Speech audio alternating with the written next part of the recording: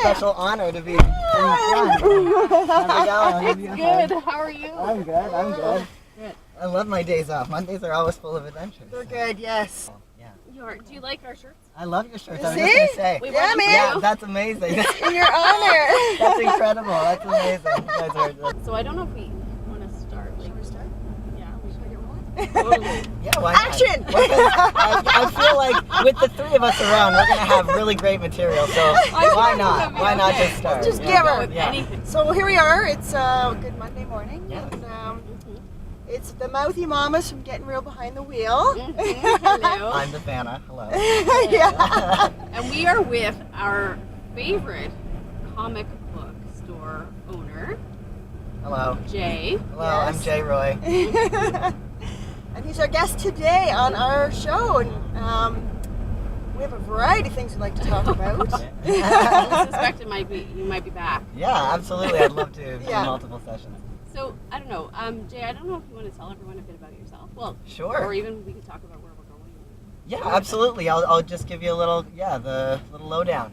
So basically, my name is Jay Roy. I'm 34 years old. I'm born and raised in Fall River, Nova Scotia, Oh. and which is where we're going. And we're in Sackville, Nova Scotia right now, where I currently live and where I have my comic book store. Yes. So yeah, Cape and Cowell. yep, Sackville Keeping Cowell Drive. Comics, yeah. Yes. We're just across from McDonald's, so easy to find. Yeah, so basically I live here, I run my business, I have a great time doing it. So I've been doing that for almost 4 years, almost 5 years I've been on testosterone. And that's because I'm transgender and I've been transitioning. And I came out probably to myself around the age, actually I found my old blog and I actually found the timestamps Oh, no of way. some of the milestones I had completely forgotten. So Oh, wow. yeah, I came out to myself November 27, 2011. Okay. Yeah, so I was like, okay, all right, things started to click. And then 2013, I started hormones, and that was March 7th. So coming up on March 7th, I'll be 5 years on testosterone. Oh my gosh, it's almost like your anniversary. Yeah. We call it a T-versary or a maniversary sometimes. So you do not have to be on That's awesome. testosterone to be a man, so I kind of like T-versary. So I'm liking, it's interesting to learn like even the lingo. Yeah. You know? So like this man. Oh yes, and it's funny. Like, Anniversary. please cut me off if I say something that a phrase that you're not familiar with. Oh, yeah, 'cause I'll be like- Sometimes I forget, that Yeah. other people don't know the same lingo that I do. Right. And I think that's part of why we have yours, because even, on the other side of things, we want to support, and that's what we kind of want to talk about too, is like, Yeah. knowing what to say and what not to say as well, and being respectful. Well, I think it's a really good step. Something that could be like a 101 of being a good ally Yes. is what you've done. You've taken the step to approach me and ask me to come and be a part of, an educational kind of thing. So Yes. there you go. It is exciting, but I think it's really important. The other day we were talking about even allyship and what our role is, and even coming from a place of privilege, but also and acknowledging that, but not knowing if we should be really actively working to shut down spaces of hate, for example, versus opening up spaces of acceptance. There's sort of two things going on, and Yeah. so it feels like this blog is kind of part of that opening up the space of acceptance. Yeah. Or not even acceptance, I don't want to say that. Well, just meeting people where they're at. Understanding. Yeah. And I love what you just said there. Yeah, my mom raised me with that phrase. Meeting people where they're at is a really important thing that I grew up with. Because it's not about trying to force people, no matter what it is, whether it's a way of life, learning about someone's biology, whether it's religion, whether it's anything. Right. Not shoving it down their throats, but meeting someone where they're at, and then finding a way to communicate with those people. I remember when I was first coming out to my mom, I used the word, whatever I was saying, I had used the word queer, and that made her cringe. And the thing is my generation, you left. Okay. So my generation, we've almost taken that word back, or maybe even the generation just a little bit before me, in between me and my mom. Yeah. But to her generation, that was still a really bad word. So back then, did it mean more like gay? Queer? I think it was more derogatory. It was a more Okay. derogatory term, or she just didn't like it in however she was brought up. So I didn't try to force that word on her. I just chose to create a new phrase called rainbow community. I don't know if I created that. I just had never heard it before. So when you say queer now, how would you define it? Oh, well, when I hear the word queer, I just think it means not straight and boring. True. What are you saying? If someone identifies as queer, I could be like, we're gonna be friends. Yeah, like there's gonna be some kind of. That's what that means to me. I love it. Okay, Yeah. we're straight, but we're not boring. Yeah, no. But you're are not we boring straight? at No. all.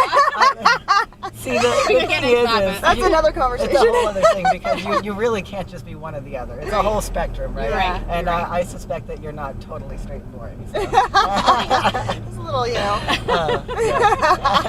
So, thinking about this and thinking about allyship, are there any sort of, I guess, suggestions or top few things that you would recommend to people? She almost gave you 10. You almost had to come with 10.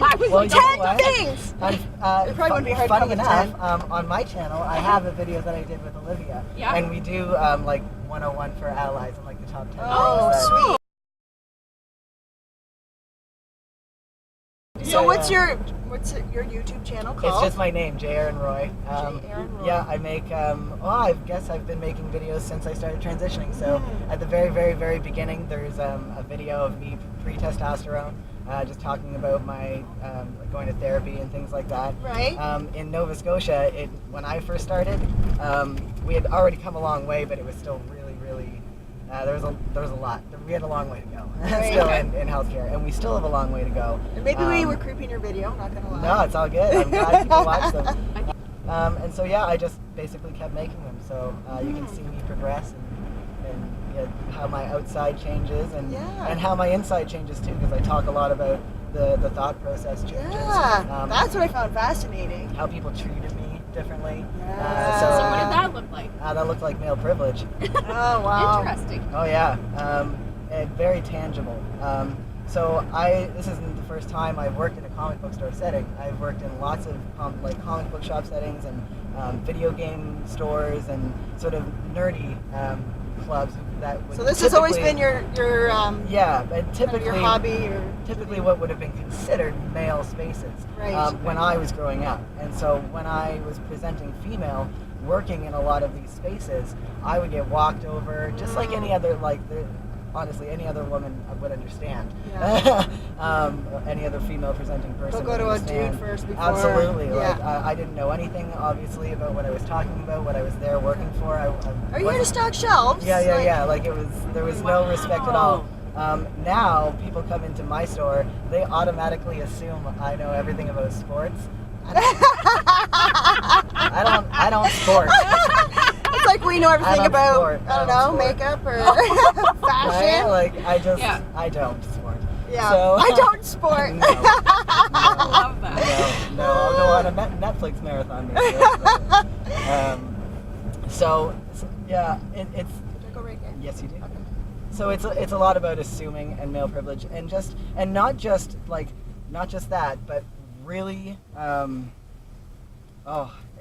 I almost hate to say it, but it's real. It's just because it's so frustrating. But I don't get interrupted as often.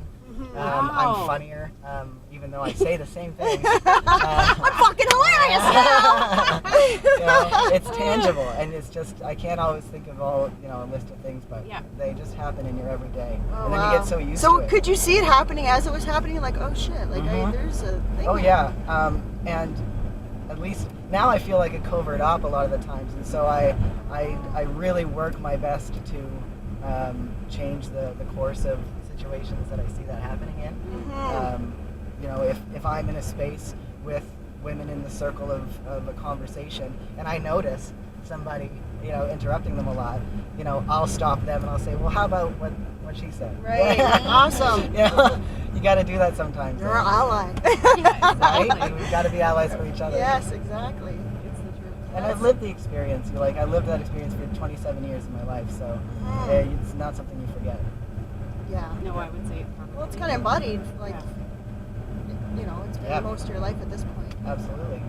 Soon it'll be less than half your life, Yeah, absolutely. But it's so like Hopefully the things will change as time time goes on, right? My life has been a layered onion, so I've had lots of different experiences, and so I think that helped me tackle on this because honestly, if you think about it, chemically wise, when I started testosterone, it was lowering my estrogen so much that I was essentially going through menopause and a male puberty at the same time. Oh Wow. my! I never even would have thought of that. Oh my God! I'm just trying to imagine. Menopause and male puberty together last. In a trans man. No. And just all of that 27 years of experience, like, you know, being. I'd be like sweating and wanting to dry hump everything. Like only a woman can handle that. That's all. No, but seriously. Oh my gosh! So Seriously. were there supports in place for that transition, I guess, is the question. Especially that sounds like a difficult time. Yeah, putting it I mildly. mean, the biggest support that I had in my life was my support network. My friends and my family were actually passing one of their childhood homes right now. Okay. Sorry. I'm like, did I have to turn? You didn't miss a turn. It's okay. No, but That's where you grew up? That's where one of my best friends grew up. Oh, okay. Two of my best friends are sisters. The support network. So my sisters, Meredith and Laura. I grew up with them again, just beside my house, so we call them each other siblings. Oh, nice. My best friend Kimber as well. Just growing up with these really close, good friends. When I came out to my mom, she was extremely understanding. That's amazing. Yeah. So Do you think people were kind of like, okay, people were like, I'm not duh. surprised. People were like, duh. No shit. Yeah. Yeah. A lot. No shit, Jay. Yeah, seriously. The first words out of my mom's mouth, and I don't know if she remembers this, but she didn't even take a breath, and she said, looking back at your childhood, that makes a lot of sense. And I said, yeah, it does, Mom. Yeah, it does. Yeah. So that was that. Yeah, but So she couldn't put her finger on it either, but well, none of us could because we didn't have the language for it. Right. I didn't know what the word transgender was until I was 26 or 27. so From YouTube and man. Tumblr, from other people like me making videos. We're like ding ding ding ding, like Because for the first time ever, I saw trans people talking about themselves. It Right. wasn't other people talking about trans people. Okay. Straight through the lens. okay. Yeah. So I saw people telling their own stories, and that was extremely powerful to me. And I lived with Meredith and Laura. And I believe Kimber was there at the time as well. And they saw me. Actually, that was on Blower Street when we lived on Blowers in Barrington. I was gonna say.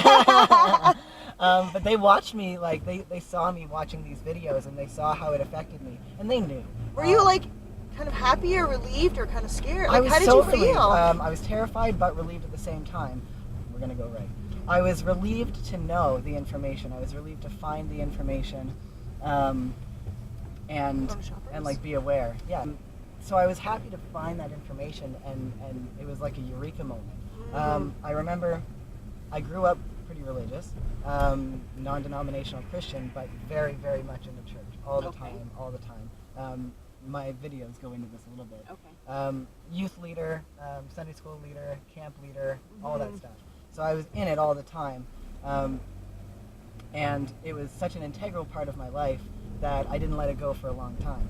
And I was so passionate about it that I remember when I found these videos and I had this epiphany moment, I thought, this is what feeling saved should have felt like. And I don't mean to be disrespectful to anyone, but this was the powerful moment in my life. Yeah. This was such a powerful moment that I'll never forget it because it's a moment in which I unlocked another part of myself. I knew who I was, Yeah. and it was an emotional moment. Oh my god. Yeah, I was. Like I found me. I was off work. I had a cracked rib from coughing so much in a cold that I had, and so I was just in bed watching these YouTube videos and watching these, looking at these Tumblrs and all that stuff, and it was just an avalanche of all this information, and that's what I needed. I needed to just stop my life, look at this stuff, and realize that was me. So on the sign of my business, I have that trans flag, and more importantly, I have representation matters, because without those videos, and I could have stopped and watched cartoons, but I stopped and I watched those videos because those people made those videos, and I saw the representation of myself looking back at me. That was the important key, is that those people had taken that time to make those videos, so that's why I do it. Yeah. Mm-hmm. Yeah. Even thinking about youth, maybe even at a younger age, then seeing as more and more come out, and being able because to see I worked themselves, with like youth you all said. my life, right? Yeah. So I saw, Oh, well, yeah. I saw what they needed all the time, and now I realize what they needed wasn't God. What they needed was a friend, and that's what I was to them. And now I'm just a friend with more information. Yeah, that's Yeah, so I'll go in, when but you come then back, yeah, then we'll, I shouldn't be too long. Okay. Yeah. We're gonna go get coffee. We'll Yeah, get thank coffee. you very Okay. much. So you're probably locked in. You can't leave. Okay. I'll be back. I gotta go. Okay, so it's like so he draws it up in this huge needle, Oh God. and then then he uncaps it, and then he puts on another long What? needle, and that goes in my butt. Ah! Well, you have fun with